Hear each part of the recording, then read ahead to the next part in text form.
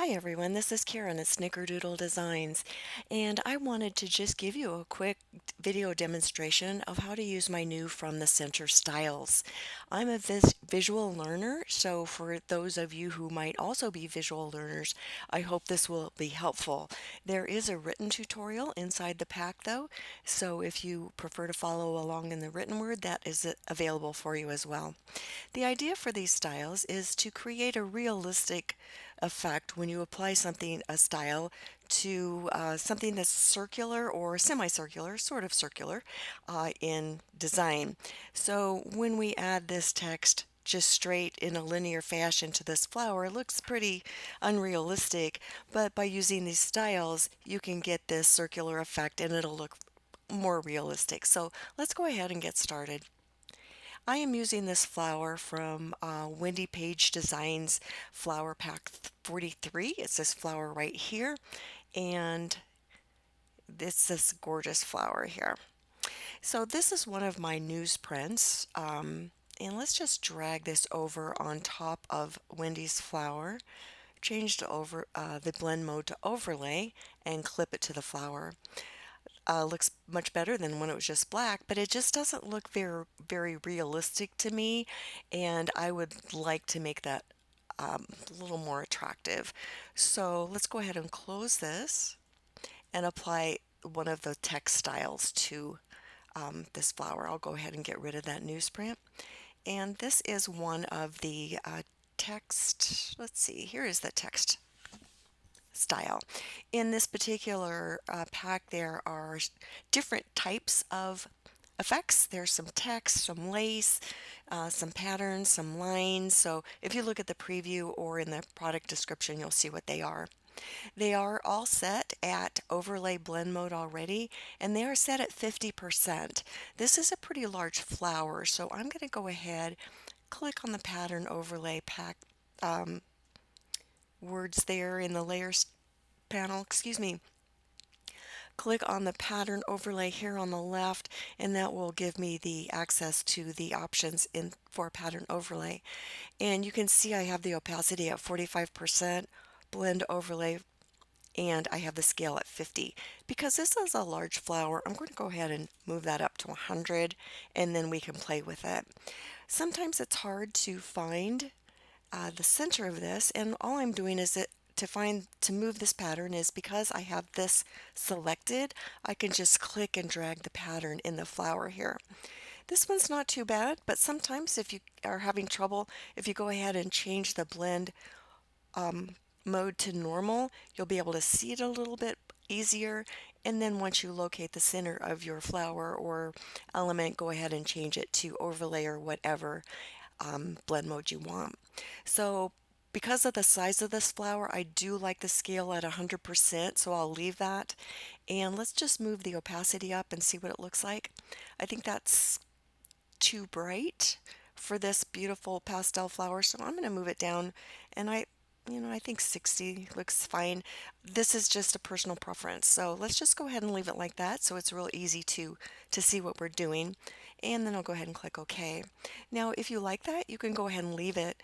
I personally want to add a little bit more interest to it because I don't like the fact that even though it's circular, it goes from petal to petal, and you could see the pattern just following around here, and that wouldn't be realistic. If these were cut out individually, if the petals were cut out individually, the pattern would be a little bit different.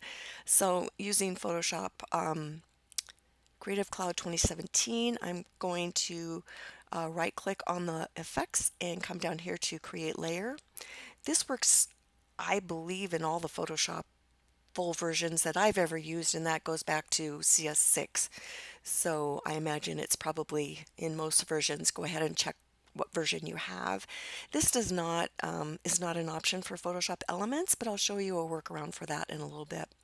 So now we have the pattern above the flower. It's still clipped to it though, and I want to get rid of some of this text.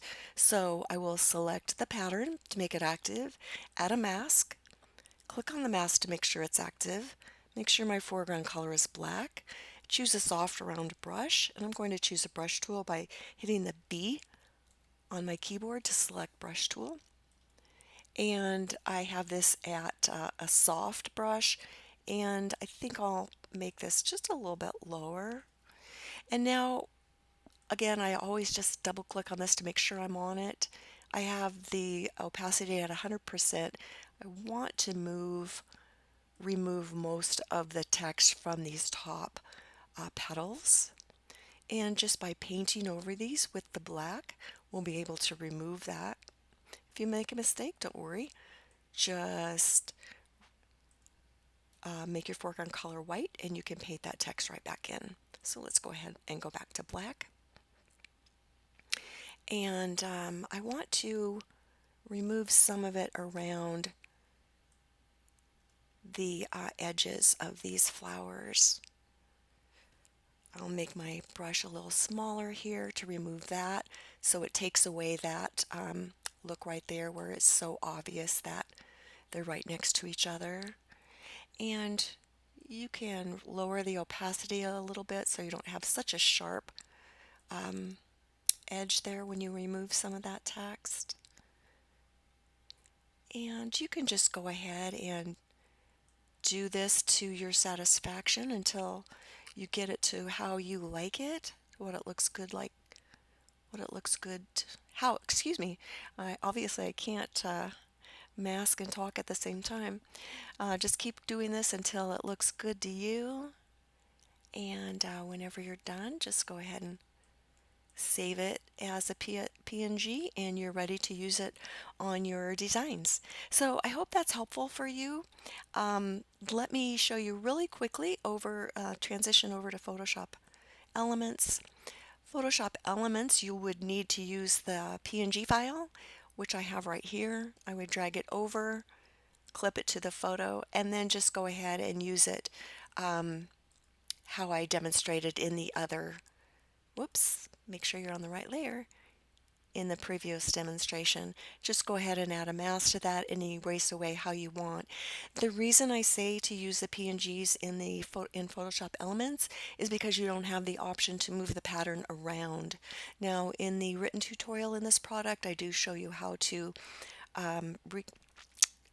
change the size or scale of the style. Depending on the element, the size of element, and the shape of the element, that might work for you, but not always. And so using the PNGs in Photoshop Elements is probably best. So let me know if you have any questions, and I hope you find this really fun and helpful. Thanks.